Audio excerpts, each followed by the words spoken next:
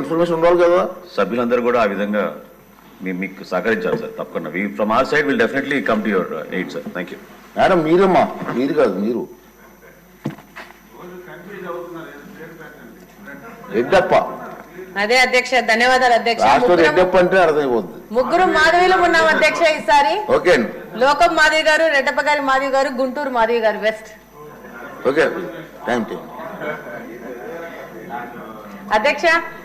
ఈరోజు చాలా మంది కూటమి ప్రభుత్వం వచ్చాక పేదల ఇళ్ల విషయము ఏమి ఆలోచిస్తున్నారు ప్రభుత్వం వారని చెప్పేసి పదే పదే పేదలు వస్తున్నారు ఇంటి దగ్గరికి. దాని మీద ప్రభుత్వం ఏమి చర్యలు తీసుకుంటుందో దాని గురించి అడుగుతున్నాం అధ్యక్ష. అలాగనే గత 5 సంవత్సరాల్లో పంపిణీలో చాలా అవకతవకలు జరిగినాయి అధ్యక్ష. మా దృష్టికి వచ్చిన విషయం ఏంటంటే ఇళ్ల స్థలాలు ఎవరికి ఇచ్చారో లబ్ధిదారులకు తెలియని పరిస్థితిలో లాస్ట్ 5 సంవత్సరాలు ఇళ్ల పంపిణీ జరిగింది అధ్యక్ష. చాలా మంది ఇప్పుడు ఇల్లులు కావాలని వస్తే వాళ్ళ ఆధార్ కార్డు నెంబర్లు నొక్కితే వాళ్ళకి ఆల్రెడీ ఇల్లు శాంక్షన్ అయిపోయినట్టు దాంట్లో వస్తా ఉంది అధ్యక్ష. దాని పరిస్థితి ఏందని మంత్రి వారిని అడుగుతున్నాను అధ్యక్ష. అలాగనే ఈరోజు ఇళ్ల స్థలాలు ఇచ్చి దాంట్లో బేస్మెంట్ వరకు కట్టి ఆ బేస్మెంట్ కట్టడానికి అప్పుడున్న కార్పొరేటర్లు, అప్పుడున్న వైసీపీ నాయకులు, సచివాలయ సిబ్బంది కొల్లుడయ్యి ఇల్లులు కట్టిన పరిస్థితి ఏర్పడింది అధ్యక్ష. ఇక ఫర్దర్ బేస్మెంట్ అయిపోయినాక పైన ఇల్లు కడదామంటే వాళ్ళకి ఆర్థిక స్థితులు సహకరించడం లేదు. దాని మీద మంత్రి వారు ఏమి ఆలోచన చేస్తారని అడుగుతున్నాను అధ్యక్ష. అలాగనే ఒక్క సర్వే నెంబర్ లో 2-3 ఇల్లులు ఇచ్చిన సందర్భాలు ఉన్నాయి. వాళ్ళు మా ఇల్లు ఎవరు ఆక్యుపై చేసుకున్నారని చెప్పి వస్తున్నారు. అక్కడ చూస్తే ఆ సర్వే నెంబర్ మీద ప్రభుత్వం వారే 2-3 వ్యక్తులకి ఇల్లులు ఇచ్చిన సందర్భాలు ఉన్నాయి. దాని మీద ఏం యాక్షన్ తీసుకుంటున్నారని మంత్రి గారిని అడుగుతున్నాను అధ్యక్ష. అలాగనే జగనన్న కాలనీలని గత 5 సంవత్సరాలు కాలనీల కోసము స్థలాలు ఇచ్చారు. ఆ స్థలాలు ఎక్కడున్నాయి అని అంటే కొండల్లో, గుట్టల్లో, రాళ్లలో ఉన్నాయి అధ్యక్ష. అక్కడ నీళ్లు లేవు, రోడ్లు లేవు, తాగనీకి మంచినీళ్ళు లేవు అధ్యక్ష. దీని మీద మంత్రి గారు ఏ విధమైన చర్యలు తీసుకుంటున్నారని మీ ద్వారా అడుగుతున్నాను అధ్యక్ష. శ్రీనివాసరావు గారు. ధన్యవాదాలు అధ్యక్ష. గతంలో చంద్రబాబు నాయుడు గారి ఆశీస్సులతో హౌసింగ్ మంత్రిగా పనిచేసే అవకాశం వచ్చింది. కానీ గడిచిన 5 సంవత్సరాల కాలంలో జగనన్న కాలనీల పేరుతో జరిగిన అవకతవకలు, అక్రమాలు, కోకొల్లల అధ్యక్ష. అప్పట్లో పెద్ద ఎత్తున వేల కోట్ల రూపాయల పేదల పేర్లు చెప్పి వైసీపీ నాయకులు స్వాహా చేశారు అధ్యక్ష. దాంట్లో భాగంగానే నా నియోజకవర్గం రాయదుర్గంలో కూడా దాదాపు 6 కోట్ల రూపాయల కుంభకోణం జరిగింది అధ్యక్ష. వైసీపీ గుమ్మగట్ట మండల కన్వీనరు కాంతారెడ్డి, తర్వాత నేత్రపల్లి భీమిరెడ్డి అనే 2 వ్యక్తులు ఒక దాదాపు 7-8 మంది లబ్ధిదారులతో ఈ 6 కోట్ల రూపాయలు స్వాహా చేశారు అధ్యక్ష. చాలా దయనీయం అధ్యక్ష.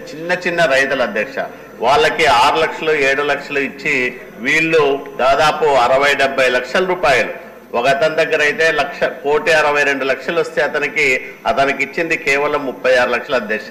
ఒక అతనికి 1,52 లక్షలు వస్తే అతనికి 50 లక్షలు మాత్రమే ఇచ్చారు అధ్యక్ష. ఇట్లా అంటే పేద రైతుల ఉసురు పోసుకొని కోట్ల రూపాయలు స్వాహా చేసిన వైసీపీ నాయకుల విషయంలో మన ప్రభుత్వం గట్టిగా చర్యలు తీసుకోవాల్సిన అవసరం ఉంది.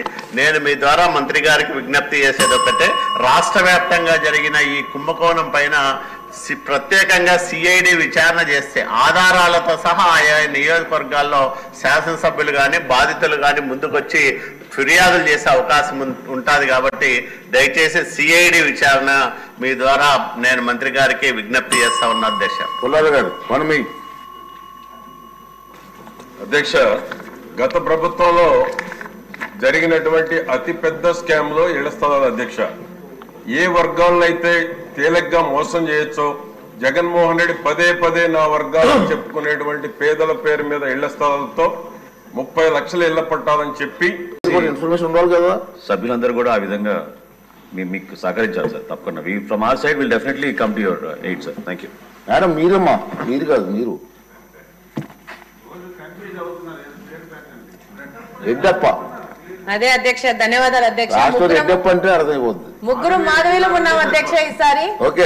లోకం మాధవి గారు, రెడ్డప్ప గారి మాధవి గారు, గుంటూరు మాధవి గారు వెస్ట్.